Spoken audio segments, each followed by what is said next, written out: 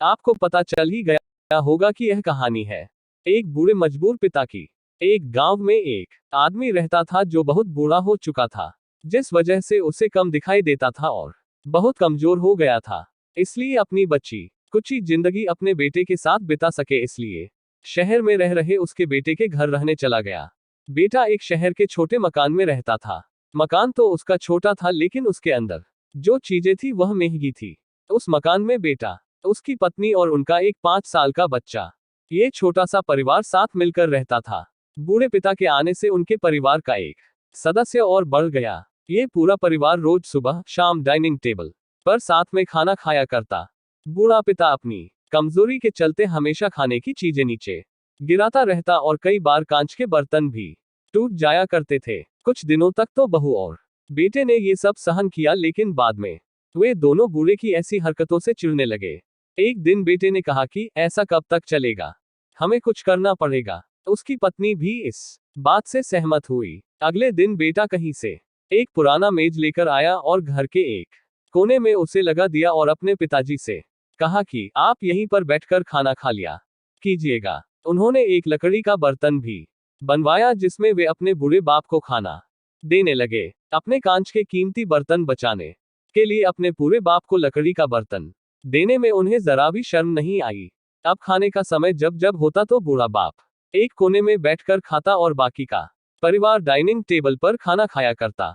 Dining table पर बैठे बैठे दोनों पति पत्नी कभी कभी अपने बूढ़े बाप की तरफ देख लिया करते। बूढ़े बाप की आंखों में उन्हें आंसू भी नजर आते, मगर उन पर जैसे कोई असर ही नहीं होता। बूढ़े का पोता भी यह नजारा हमेशा देखता और वह अपने में ही खोया रहता। एक दिन जब पति पत्नी डाइनिंग टेबल पर बैठकर खाना खा रहे थे तब उनका बच्चा जमीन पर बैठकर कुछ कर रहा था।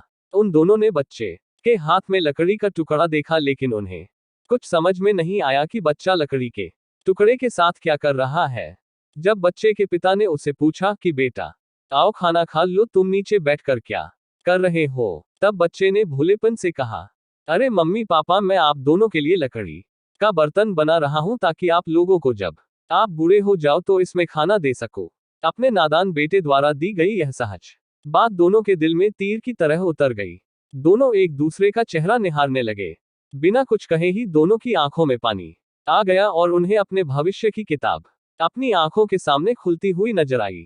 उन्हें समझने में ज्यादा देर नहीं लगी कि अब उन्हें आगे क्या करना पड़ेगा। अगले दिन कमरे के कोने से वह पुराना मेज हट गया और अब बूढ़ा पिता और बाकी का परिवार साथ में मिलकर फिर से खाना खाने लगे। बूढ़े की कमजोरी की वजह से हो रही गलतियां भी अब किसी को नहीं चिढ़ाती थी। दोस्तों, ये कहानी हमें बताती है हर वह पत्ता जो आज हरा है वह कल सूखेगा और डाली से नीचे भी गिरेगा। इसलिए हमें अपने बड़े बूढ़ों का हमेशा ख्याल रखना चाहिए और हमें हमारे माता पिता और बुजुर्गों के साथ वैसा ही व्यवहार करना चाहिए जैसा हम चाहते हैं कि हमारे बूढ़े होने के बाद हमारे बच्चे हमारे साथ करें।